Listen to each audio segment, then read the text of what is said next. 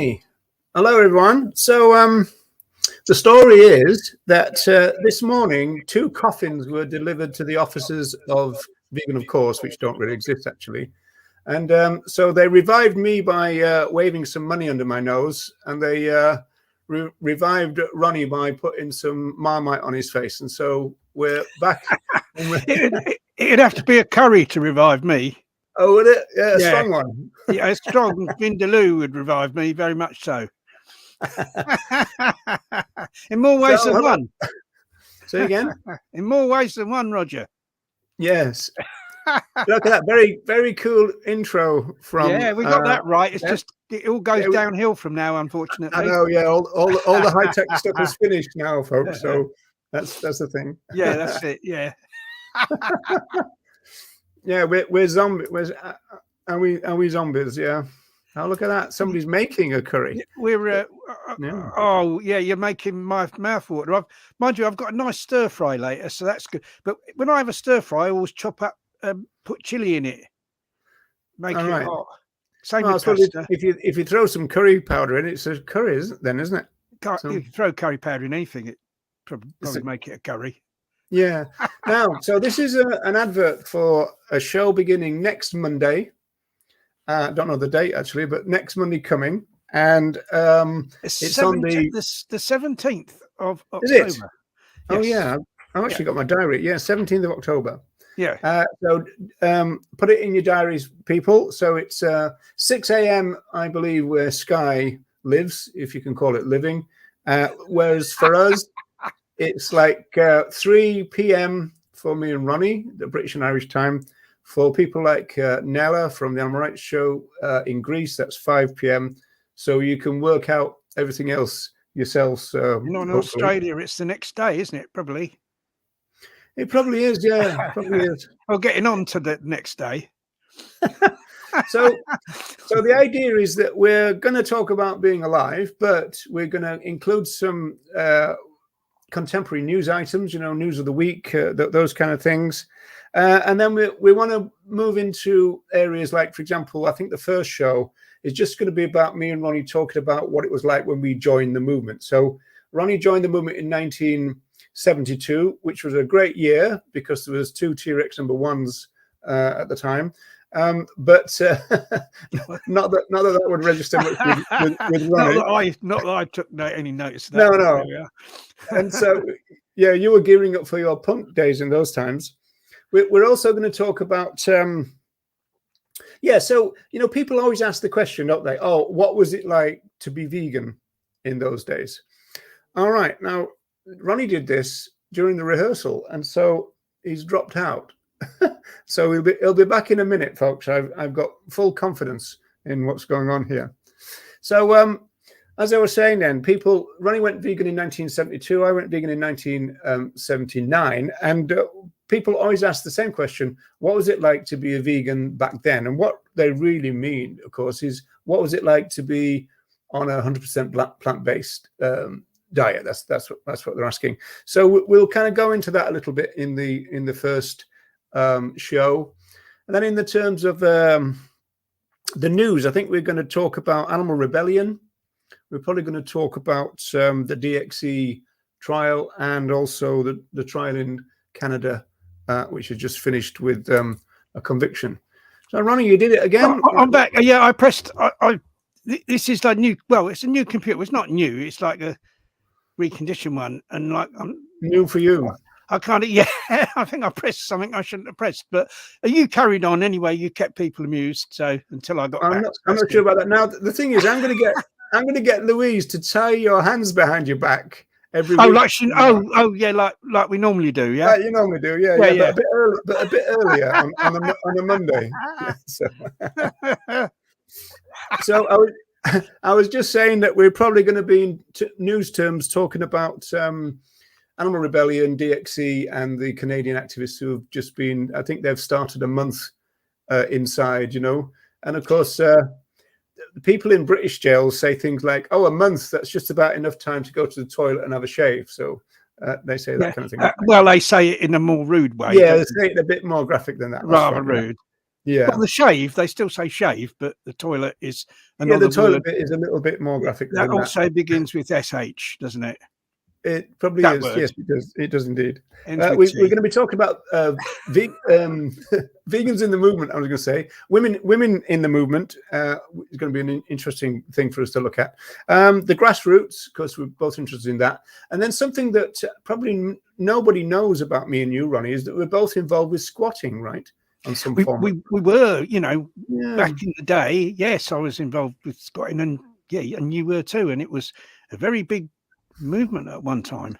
Yeah, when in Liverpool there was a squat shop, which was really good, and then in Dublin there was a squat kind of community centre and resource centre, which had a vegan cafe in it, which was brilliant as well. So that was really good. Yeah, there was a squatted vegan cafe in London called the Vegan Cafe, strangely enough, The in vegan cafe. Hackney, and Yeah. it was brilliant. And it was a whole row of shops that had been squatted, and they all did different things. And this vegan cafe, and people from all over London used to go to this vegan cafe. It was really good.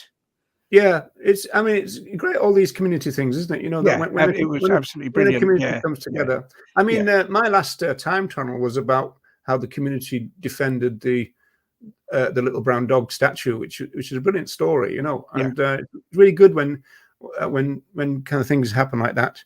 The history of the movement we'll talk about. We're bound to a little bit, and you want to talk about rescuism, which is an interesting one. Yeah, well. Another word I always make up these words.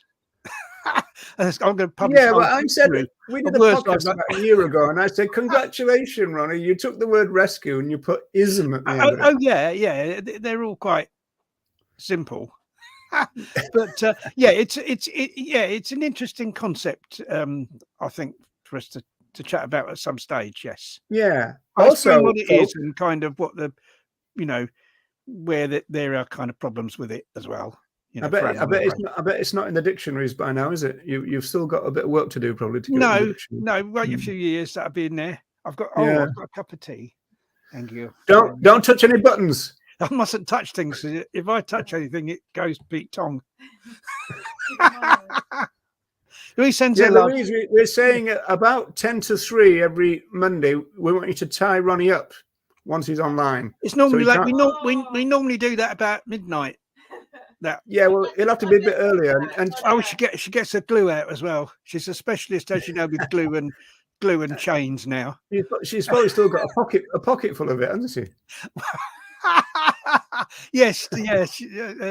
Being worried about what it might in a favourite dress. Yeah.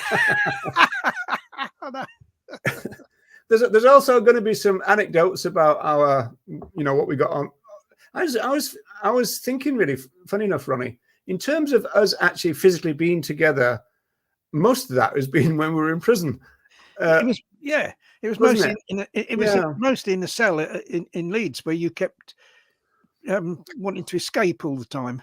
Well, yeah, that's what you do when you're in prison. You wanted to. We did meet once.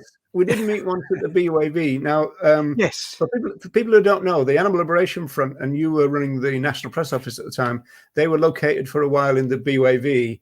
And one of the anecdotes that you tell, which I'm going to invite you to do now because it's nice and short, is the one about Janet and Gandhi. Oh, right. Yeah. Well, the BUAV, for people that aren't in the UK, may not know, it's the British Union for the Abolition of Vivisection. It's now called Cruelty Free International, but for many years it was known as a BUAV, a very, very kind of long-standing anti-vivisection organisation. And basically, they allowed me to use a desk in their office to do the ALF press office work and telephone, which was really good at the time. They were kind of rather more radical in those days than they are now. Did they tell you not to push any buttons, though? That's the question. Well, there weren't any buttons really to press in those days. It was a dial on the telephone, so I couldn't fuck that up. So anyway, the receptionist at the BUAV was a woman called Janet, and she was quite a smart, posh type of woman. And she had a little brown dog called Gandhi, but she called Gandhi. She called her Gandhi for some reason. Whether that sounded a little bit more posh. Gandhi was she called her dog. The Mahatma. Anyway, Mahatma Gandhi. Anyway, there was this work bloke come in the office to repair something, and you know, I knew straight away the sort of bloke he was, and Gandhi was kind of sniffing round him, and he obviously didn't like it. And Janet called him away. She said, "Oh, Gandhi, come away, Gandhi, come away, Gandhi." And this guy said, "Oh, what you call a Gandhi for? Why you call that dog Gandhi?" And I quickly said, "Oh, it's because she's brown and thin, you see." And didn't go down to where we did it. No. Oh, no. She's named after the great Mahatma Gandhi, the liberator of India. And just as I thought, the bloke turned around and says, "Well, they're all right as long as they stay in their own country." Oh dear. All right. Because I knew immediately he was going to say something. He was going to say something like that. Yeah. He's probably working in a taxi now. But I'm wondering, actually, you know, in our kind of increased PC days, whether it's even cool to even just say, "Oh, because she's brown and thin now," you know. So it may not. Maybe not. I don't know what you can say these days. I imagine a lot of your stories are probably going to get us booted off various things. Well, they're not. I can't guarantee them all to be PC according to modern standards, Roger, to be honest. Because you're not. Probably not. No. Probably not entirely. No. Well, I'll try to bring you up to speed on a week by week basis. I'm too old now to be trained. Yeah. Old dogs, new tricks. Yeah. Right, people. So this actually for Vegan, of course, is a really red letter day in the sense that this is being streamed to 8 different locations. And so what we're going to try and do for the next time is we're going to try and stream to Ronnie's Facebook page, because you've got about 5,000 so-called friends. I've got about 5,000 so-called friends. And so that'll be quite good. But it's going out to the Vegan Review, which has got about 29,000 members. And it's going out to Jack's, Sky's, Twitter. And it's going out to all the kind of YouTube type stuff. So hopefully we'll be able to grow the audience for the channel that way, because we've kind of upgraded to be able to include all this this streaming to lots of different places. That took me a long time to say something very simple, didn't it? Okay, so we're gonna keep this short, people, just like we did the last one. And so, Ronnie, have you got any final words? Yeah, so tune in. It'll be fun. You know, obviously, you know, there are serious subjects to be discussed, but you know, there's bound to be some light-hearted moments, as there always is with myself and Roger when we appear on these things. Yeah. So do tune in on. I don't know how that works. I don't even know how it works. That. No. Because I'm really serious all the time, and now and again you crack a quip occasionally. You know, crack a quip. Yeah, that sounds a bit dodgy, doesn't it? You can be the straight man anyway. I am. Yeah, I'll just feed you the feed line. Yeah, so I can do the punchline. Yeah. Okay. But whatever time it is in your country, on Monday, you know, do tune in. I mean, it obviously will be there as a recording afterwards if it's like, you know, middle of the night or something where you are and you can't watch it. But do tune in live if you can, because if you tune in live, it gives you the opportunity to comment. What we need to do is find out what the times are for around the globe, really, and then kind of put that on a document somewhere. The only issue with that is that we'll be changing our daylight savings soon, won't we? So that'll. I don't know. Is it 21st of October? It changes, because we're officially our official time is something called UTC +1. And I'm not quite sure what UTC means. Universal Time, something maybe, or something like that. I thought the time for Britain now was with the new king and the new prime minister. I thought it was the Dark Ages.